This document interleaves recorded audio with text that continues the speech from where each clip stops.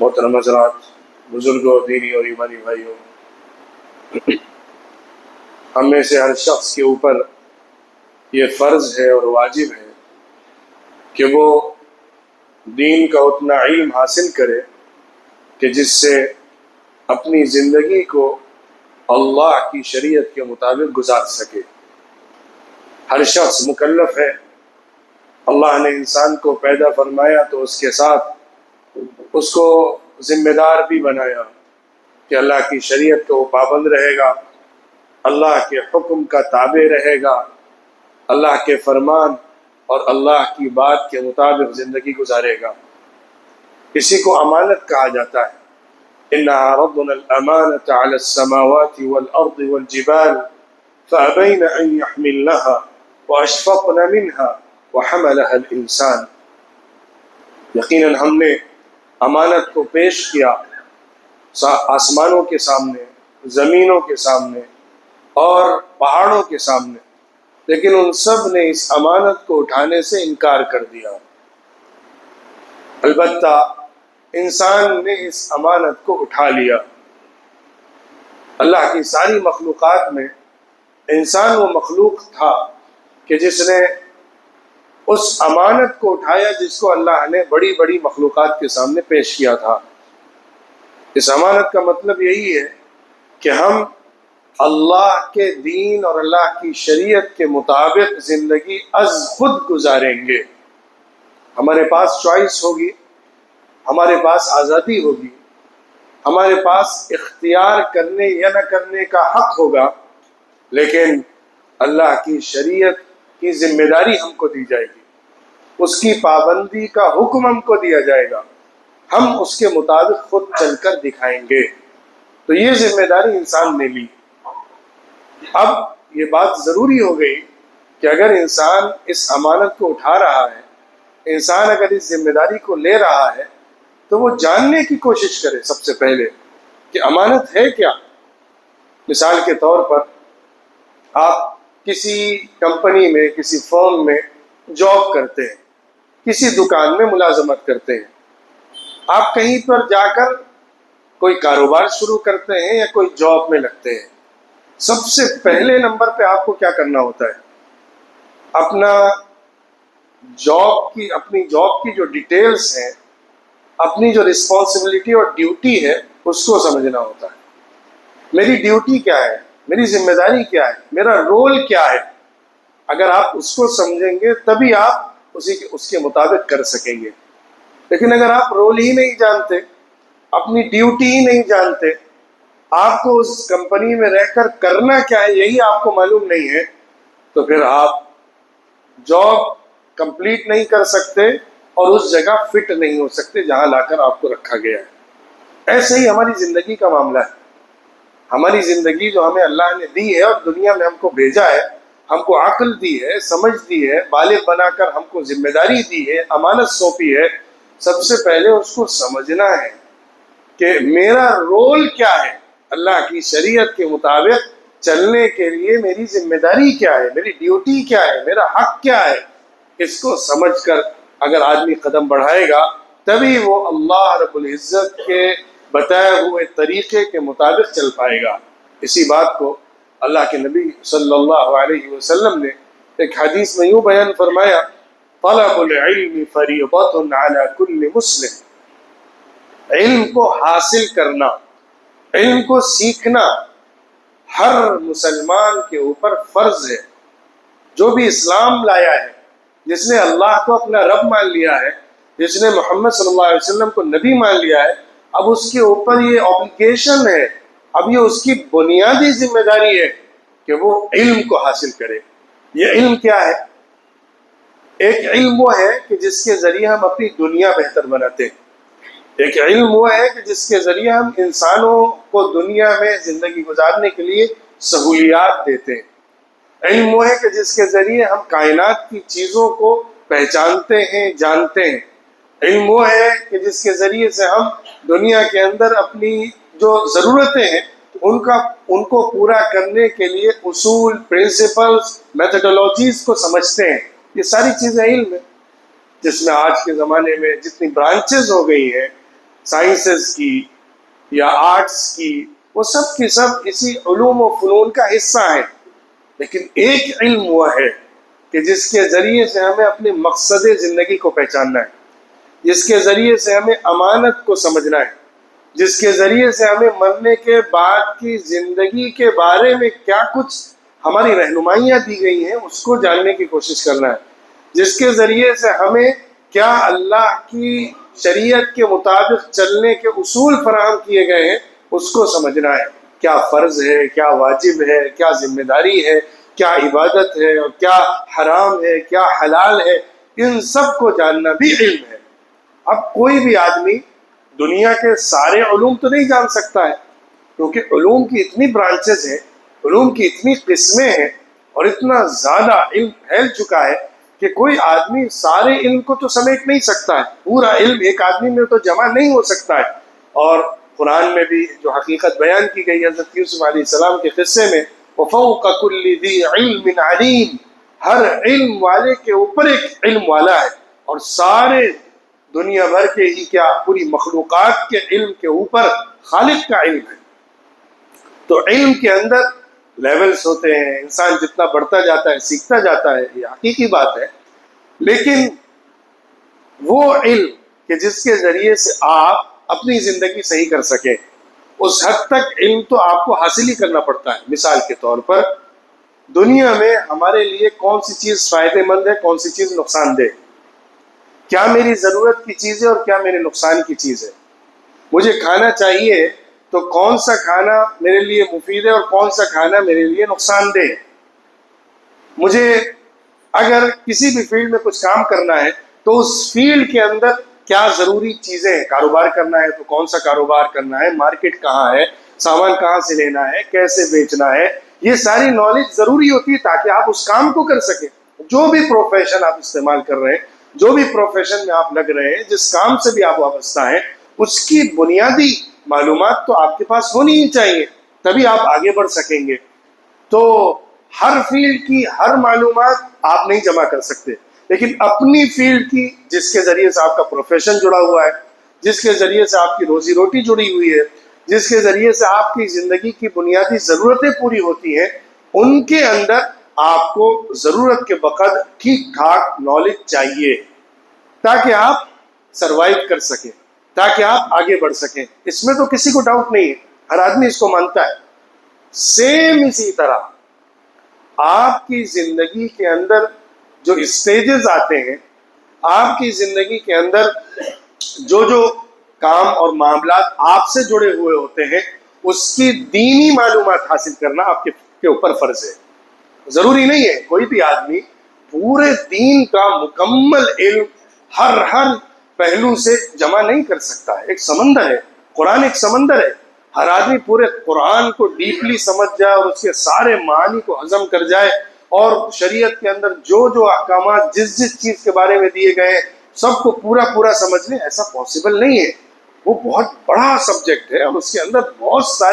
ساری برانچز ہیں، یقیناً اس کے ایکسپرٹس ہوتے ہیں اور ایک فیلڈ کے ایکسپرٹس ہوتے ہیں۔ ہمارے دین کے علوم کے اندر قرآن کے ماہرین ہوتے ہیں، حدیث کے ماہرین ہوتے ہیں، فقہ کے ماہرین ہوتے ہیں، لٹریچر کے ماہرین ہوتے ہیں، الگ الگ برانچز ہیں۔ جیسے ماڈرن سائنسز کے اندر برانچز ہوتی ہیں، لیکن ایک بیسک لیول کے اوپر جو بھی دین کا علم حاصل کرتا ہے وہ ضرور اتنا بیسک حاصل کر لیتا ہے، کیونکہ یہ سب انٹر کنیکٹڈ ہوتے ہیں۔ جیسے مثال کے طور پر ایک ہائی اسکول لیول کے اوپر، پی یو سی لیول کے اوپر ایک بیسک نالج سارے فنون کی سکھائی جاتی ہے، میتھمیٹکس ہو، سائنس ہو، اور سائنس کی مختلف برانچز ہوں، سوشل سائنس ہو، آرٹ سبجیکٹ جو ہوتے ہیں، ان سب کی بنیادی معلومات اس حد تک دی جاتی ہے۔ پھر اس کے بعد اسپیشلائزیشن کا دور شروع ہوتا ہے۔ ایسے ہی دینی علوم کے اندر بھی ہوتا ہے کہ سب کچھ ایک آدمی جمع نہیں کر سکتا ہے، لیکن اتنا جاننا، اتنا سیکھنا، اتنا علم حاصل کرنا کہ جس کے ذریعے سے مجھے معلوم ہو پائے کہ میرے لیے حلال کیا ہے، حرام کیا ہے، میں صحیح کر رہا ہوں کہ غلط کر رہا ہوں، میرے لیے اپنے عقیدے کو، اپنے دین کو، اپنے ایمان کو، اپنے عمل کو، اپنی عبادتوں کو، اپنی زندگی کو جو میں گھر میں گزار رہا ہوں، کاروبار کے معاملات کو دیکھ رہا ہوں، ان سب کے اندر شریعت کا حکم کیا ہے۔ حلال حرام کیا ہے، جائز ناجائز کیا ہے، اتنا جاننا ہر ایک پر فرض ہے۔ اسی لیے کہا جاتا ہے، علماء نے لکھا ہے کہ آدمی جیسے ہی بالغ ہوتا ہے تو سب سے پہلا علم جو اس پر فرض ہے وہ نماز کا علم ہے، کیونکہ سب سے پہلی چیز جو واجب ہوتی ہے کہ جس میں کسی کا استثناء نہیں ہے وہ نماز ہے، وہ بالغ ہوتے ہی فرض ہوتی ہے۔ اس سے پہلے نماز کو جان لینا، 5 نمازیں ہیں، کیسے پڑھنا ہے، کیا فرائض ہے نماز کے، اس میں تلاوت جو کرنی اتنی تلاوت سیکھ لینا ہے۔ جو اس میں کوتاہی کرے گا وہ گنہگار ہوگا، فرض کو چھوڑنے والا ہے۔ اگر نماز کا علم نہیں حاصل کیا، بالغ ہو گئے اور نماز کا علم نہیں ہے، یا نماز میں جو دعائیں پڑھی جاتی ہیں، جو قرآن پڑھا جاتا ہے، جو فرض اور واجب ہے، اگر اتنا معلوم نہیں ہے تو وہ گنہگار ہو جائے گا، اس کے پاس اتنا علم نہیں ہے جو اس پر فرض ہوا۔ اسی طرح جس کے پاس مال آ گیا، جس کے پاس مال اور رقم اتنی آ گئی، انکم ہونے لگی، سیونگ اس کے پاس ہونے لگی، جس کے ذریعے سے اس پر زکوٰۃ فرض ہو جاتی، اب اس پر فرض ہے، زکوٰۃ دینا ہی فرض نہیں ہے، زکوٰۃ کا علم لینا بھی فرض ہے۔ میرے اوپر کب زکوٰۃ فرض ہوگی، کس کس مال پر فرض ہوگی، کیسے نکالی جائے گی، میجرمنٹ کیسے کیا جائے گا، اگر یہ نہیں خود معلوم ہے تو کسی سے جاننا، کسی کے سامنے اپنی ساری چیزیں رکھنا اور صحیح کیلکولیشن کر کے زکوٰۃ نکالنا فرض ہے۔ اگر اتنا علم نہیں لیا کسی نے، مثال کے طور پر اس نے سوچا کہ جو میرے پاس سیونگ یہاں رکھی ہوئی ہے بینک میں یا کیش کے فارم میں، میں اس پر زکوٰۃ نکالتا ہوں، لیکن جو میں نے انویسٹمنٹ کر کے کہیں لگایا ہوا ہے وہ نہ ہاتھ میں ہے، نہ بظاہر کچھ اس کا پروفٹ میرے ہاتھ میں آ رہا ہے، وہ تو انویسٹ ہو کے لگ گیا ہے، اب اس پر زکوٰۃ نہیں نکالنا ہے، اسے معلوم نہیں ہے، اب وہ نہیں نکالے گا تو گنہگار ہوگا۔ اس پر فرض ہے کہ وہ اپنا مال، اپنی رقم، اپنی پراپرٹی یا جو بھی اس کے پاس ویلتھ کے فارم میں ہے، اس کو جہاں جہاں وہ استعمال کر رہا ہے، جہاں جہاں رکھ رہا ہے، جس فارم میں بھی اس کے پاس آ رہی ہے، اس میں اللہ کا حق کیا ہے یہ جانے۔ جیسے ہمارے جسم کے اوپر نماز کا حق ہے، نماز ادا کرنا ہمارے جسم کا حق ہے، ہمارا جسم ہے، بالغ ہو گئے، بالغ ہونے کے بعد اب ہمارے جسم کے اوپر اللہ کا کیا حق ہے یہ جاننا فرض ہے۔ ایسے ہی جیسے ہی ہمارے پاس مال آیا تو اس مال کے اندر اللہ کا کیا حق ہے یہ جاننا فرض ہے۔ یہ 2 مثالیں موٹی موٹی ہوئی۔ اب اس کے بعد آپ اس پر آگے بڑھتے چلی جائیے، زندگی میں جتنی چیزیں آتی جائیں گی اس کے اندر اللہ کا حکم کیا ہے یہ جاننا فرض ہے۔ میں نے ایک دکان کھولی، اس دکان میں کیسے اس کو اللہ کے دین کے مطابق چلانا ہے یہ جاننا فرض ہے۔ میں جو سامان لے رہا ہوں، سامان رکھ رہا ہوں، جس طریقے پر کاروبار کر رہا ہوں، جس طریقے پر ڈیلنگ کرتا ہوں، جو کنڈیشنز کے ساتھ میں کاروبار چلا رہا ہوں، وہ شریعت کے مطابق ہے کہ نہیں ہے جاننا فرض ہے۔ اس میں غلطی پر کوئی اللہ کے سامنے یہ نہیں کہہ سکے گا اللہ مجھے معلوم نہیں تھا، میں سمجھ رہا تھا یہ ٹھیک ہوگا، معاف نہیں کرے گا اللہ، کیونکہ اللہ کے نبی نے صاف کہہ دیا علم کا حاصل کرنا ہر مسلمان پر فرض ہے۔ جتنا اس کی زندگی سے جڑا ہوا ہے معاملہ، اس کے اندر شریعت کیا کہتی ہے، اس کے اندر اللہ کا حکم کیا ہے یہ جاننا فرض ہے۔ رشتے ہوتے ہیں، آدمی شادی بیاہ کرتا ہے، اس کے اندر کیا حق ہے، کیا ڈیوٹی ہے، کیا فرض ہے، رشتہ کیسے جڑتا ہے، اگر سیپریشن ہونا ہے تو سیپریشن کے اصول کیا ہیں، خلا کیسے ہوتا ہے، طلاق کیسے ہوتی ہے، ان ساری چیزوں کو اگر اس کی ضرورت پڑے گی تو جاننا فرض ہوگا، کیونکہ اگر انسان اس کے مطابق نہیں کرے گا اور ناواقفیت کی وجہ سے، جہالت کی وجہ سے، نہ جاننے کی وجہ سے ایسا کرے گا تو اللہ کے ہاں ڈبل پکڑ ہوگی، ایک تو گناہ کرنے کی اور دوسرا نہ علم حاصل کرنے کی۔ تو بات یہ ہے کہنے کی کہ علم حاصل کرنا جو ہماری زندگی سے جڑا ہوا ہے، دین کا، شریعت کا، قرآن کا، اسلام کا، وہ فرض ہے۔ اس سے آگے کی جو چیز ہے وہ نفل ہے، ثواب کا کام ہے۔ دنیا کا علم حاصل کرنا بھی اگر انسانوں کو فائدے کی نیت سے اور انسان اس کے ذریعے سے دوسروں کو نفع پہنچا رہا ہے تو فائدہ ملے گا، لیکن جو دین کا علم حاصل کرے گا، جو اس کی ضرورت سے بھی زیادہ کا ہے اور بھی ڈیپ نالج حاصل کر رہا ہے، قرآن کو زیادہ گہرائی سے پڑھ رہا ہے، زیادہ اس کو سمجھ رہا ہے اور اس کے ذریعے سے ہدایت کا پیغام دوسروں کو دے رہا ہے، تو اس سے بڑا فائدے کا اور کوئی کام ہو ہی نہیں سکتا ہے۔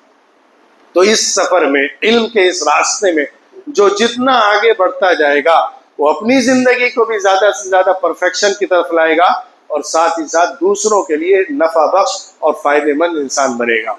علم کے ذریعے سے دوسروں کو فائدہ پہنچانا، بلکہ علم کے ذریعے سے سب سے پہلے خود کو فائدہ پہنچانا اور پھر اس علم سے دوسروں کو فائدہ پہنچانا یہ ضروری ہے۔ بہت سارے اہل علم نے لکھا ہے علم کی بھی زکوٰۃ ہوتی ہے، جیسے آدمی کے پاس مال ہے اس کی زکوٰۃ ہے، اسی طرح علم کی بھی زکوٰۃ ہے۔ جو اپنے علم کی زکوٰۃ ادا نہیں کرتا، یعنی اپنے علم کو دوسروں تک نہیں پہنچاتا، اپنے علم کو خرچ نہیں کرتا، اپنے علم سے دوسروں کو فائدہ نہیں پہنچاتا، تو وہ گنہگار ہوگا۔ علم صرف لے کر سمیٹ کر رکھنے کے لیے نہیں ہے، علم بانٹنے کے لیے، علم دوسروں تک پہنچانے کے لیے، دوسروں کو دینے کے لیے۔ تو دین کا علم حاصل کرنا کہ جس کے ذریعے سے ہم اپنی زندگی کو شریعت کے مطابق گزاریں، یہ فرض ہے، لیکن ساتھ ہی ساتھ اپنے دل کو، اپنے ایمان کو، اپنے ذہن کو، اپنی فکر کو، اپنی روح کو ایمان کے اوپر قائم رکھنا، استقامت کے ساتھ چلنے کے لیے ضروری ہے کہ ہم قرآن کی روحانیت کو پاتے رہیں، قرآن کے پیغام کو لیتے رہیں۔ ٹھیک ہے، آپ کو بیسک احکامات جو شریعت کے یا فقہ کے وہ معلوم ہو گئے، لیکن اپنے اندر اسپرٹ بھی تو لانا ہے، شریعت پر چلتے رہنے کی، اللہ سے قریب ہونے کی، اور اللہ کی ہدایت اور روحانیت جو اللہ نے عطا فرمائی ہے اس کو پانے کی کوشش کرنا یہ بھی ضروری ہے، تاکہ ہم اس راستے پر جمے رہیں۔ ورنہ کتنے قانون داں ہوتے ہیں، قانون کے ماہر لوگ ہوتے ہیں، لا پڑھنے والے ہوتے ہیں، لائرس ہوتے ہیں، ججز ہوتے ہیں، جنہوں نے ملک کے قانون کو جو بنا ہوا ہے بہت اچھی طرح پڑھا ہے، ایک ایک چیز کو پہچانتے ہیں، جانتے ہیں، لیکن خود ہی رول بریک بھی کرتے ہیں، خود ہی اس کے خلاف بھی جاتے ہیں، خود ہی اس کو توڑتے بھی ہیں، کیونکہ ان کے اندر وہ اسپرٹ نہیں ہوتی ہے کہ اس کی معنویت کیا ہے، اس کا اثر کیا ہے، اس کی قیمت کیا ہے، اس کا ہماری زندگی سے تعلق کیا ہے۔ انہوں نے صرف ایک فائدے کے لیے اس کو لیا اور اس فائدے سے اپنے پروفیشن کو استعمال کر لیا۔ دین کا علم ایسا نہیں ہے۔ دین کا علم اگر کوئی اس لیے سیکھتا ہے، کوئی عالم اس لیے بنتا ہے، کوئی قاری اس لیے بنتا ہے، کوئی قرآن کا ماہر اس لیے بنتا ہے کہ اس کے ذریعے سے مال کما سکے، اس کے ذریعے سے لوگوں کی جیب ہلکی کر سکے، اس کے ذریعے سے لوگوں کو آمادہ کر سکے کہ اس کے اوپر کچھ خرچ کرے، وہ اپنے قرآن کو بیچتا ہے، وہ اپنے علم کو دوسروں کے سامنے رکھ کر ان سے غلط طریقے پر مال حاصل کرنے کی کوشش کرتا ہے، تو اس کے ذریعے سے جہنم کی وعید سنائی گئی۔ اللہ کے رسول صلی اللہ علیہ وسلم نے صاف ارشاد فرمایا کہ جو بھی علم حاصل کرے اس لیے کہ اس سے دنیا کما سکے، دنیا کچھ کمانے کے لیے اگر علم دین کا حاصل کر رہا ہے، اللہ کا علم حاصل کر رہا ہے، تو پھر وہ جنت کی خوشبو بھی نہیں پا سکے گا۔ جنت میں جانا تو دور کی بات ہے، جنت کی خوشبو بھی اس کو نہیں ملے گی، کیونکہ یہ جو طریقہ یہودیوں کا تھا، اہل کتاب کا تھا، جن کے بارے میں قرآن میں اللہ نے بیان فرمایا ان الذین یشترون بآیات اللہ ثمنا قلیلا، یہ وہ لوگ تھے جو اللہ کی آیتوں کے ذریعے سے تھوڑی سی قیمت خریدتے تھے، دنیا کا تھوڑا سا مال لے کر اللہ کی آیتوں کو بیچا کرتے تھے۔ اس کا مطلب یہ ہے کہ وہ لوگ لوگوں سے پیسہ حاصل کرنے کے لیے، مال حاصل کرنے کے لیے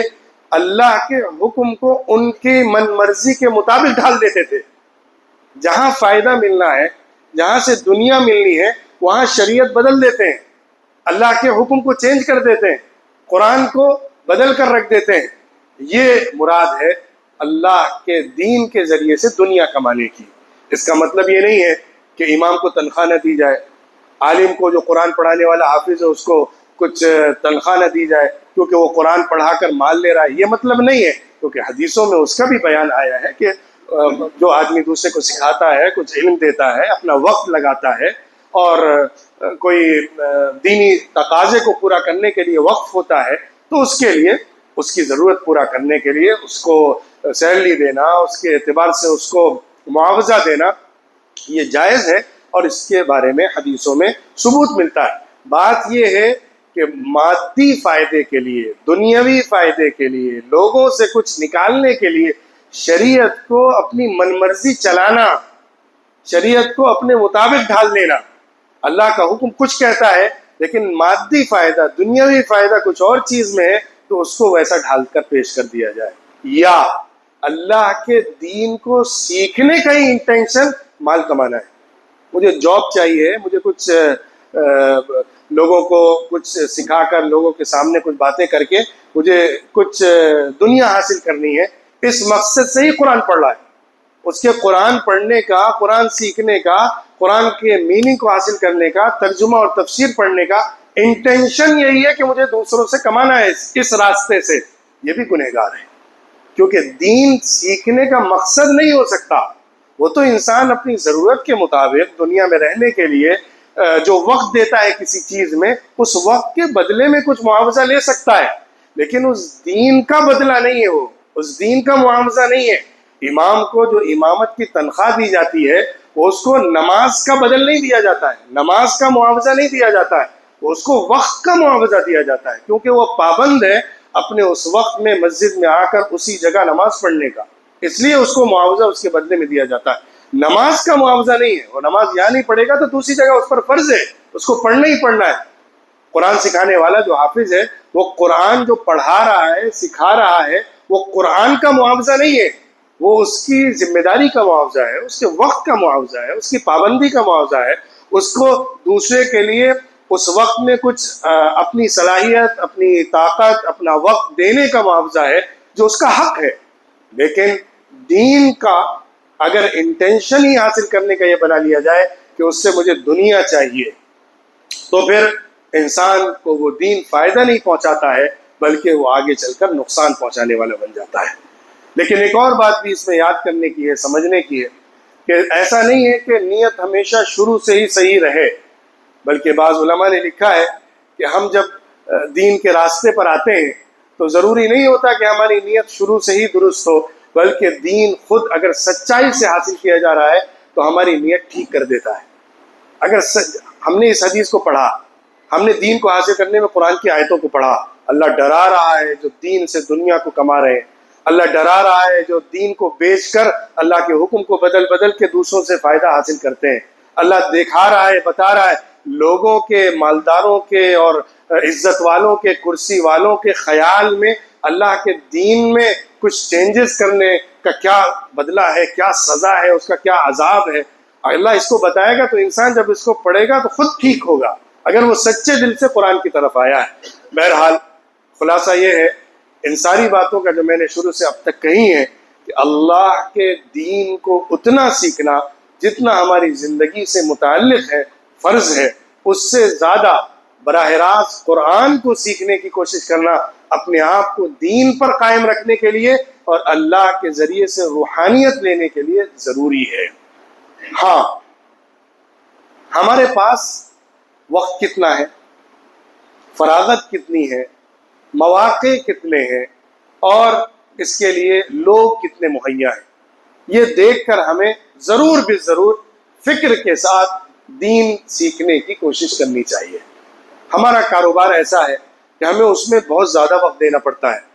تبھی ہم کما کر اپنے گھر والوں کو چلا پاتے ہیں. تو اس کاروبار سے متعلق، اس کام سے متعلق اگر میں نے جان لیا کہ اس میں شریعت کا حکم کیا ہے، زکوٰۃ کیا ہے، حلال حرام کیا ہے، ٹریڈ کن شرطوں کے ساتھ درست ہے اور کن شرطوں کے ساتھ درست نہیں ہے، میں جو سامان لے رہا ہوں جس طرح سے لے رہا ہوں وہ شریعت کے مطابق ہے کہ نہیں، جہاں جیسے سپلائی کر رہا ہوں وہ شریعت کے مطابق، اور اس کے ڈاکومنٹیشن، اس کی شرطیں، اس کی ڈیل جو کر رہا ہوں وہ صحیح ہے کہ نہیں ہے، اس میں کچھ دھوکہ دھڑی تو نہیں ہے، غلط نیت تو نہیں ہے. ان سب کو چیک کرنے کے بعد اگر کوئی اچھائی کے ساتھ، صفائی کے ساتھ اس کام کو علم کے ساتھ کر رہا ہے تو وہ ثواب کا کام کر رہا ہے، عبادت کا کام کر رہا ہے. اب اس میں اس کو دیکھنا ہے کہ میں اپنی زندگی کو قرآن سے کیسے جوڑ سکتا ہوں، مجھے کب وقت ملتا ہے کہ میں قرآن سے جڑ جاؤں، کب وقت ملتا ہے کہ میں قرآن کو سیکھنے کی کوشش کروں. وہ قرآن جو ہم صبح و شام پڑھتے ہیں، وہ قرآن جو ہم نمازوں میں دہراتے رہتے ہیں، وہ قرآن جس کو ہم تلاوت کر کر کے بار بار دن میں کئی کئی دفعہ دہراتے ہیں،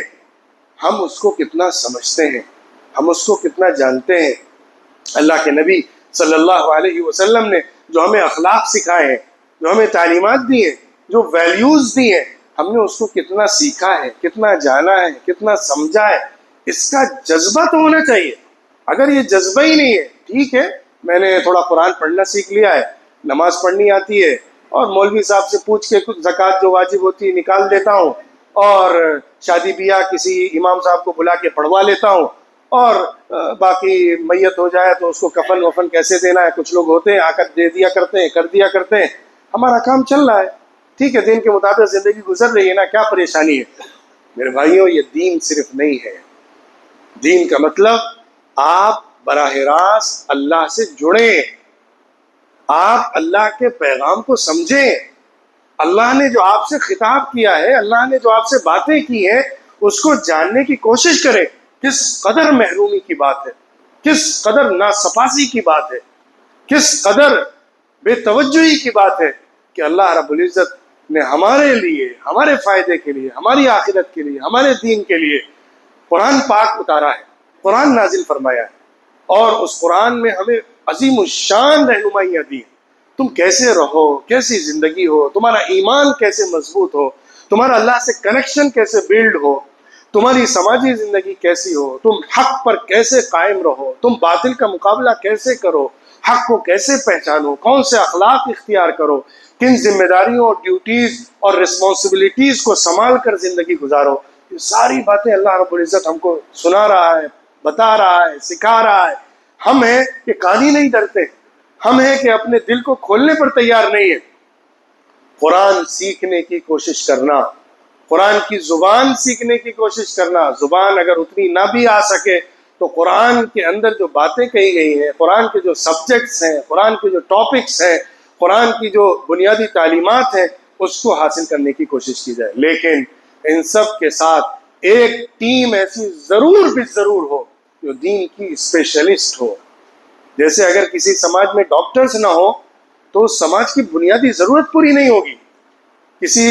علاقے میں انجینئرز نہ ہو تو اس علاقے کی بنیادی جو ضرورت ہے انفراسٹرکچر کی، وہ پوری نہیں ہو سکتی۔ کسی سماج کے اندر اگر مالدار نہ ہو تو پھر لوگوں کی ضرورتیں پورا کرنے والے زکوٰۃ نہ ادا کرنے کی وجہ سے ان کی ضرورتیں پوری نہیں ہو سکیں گی۔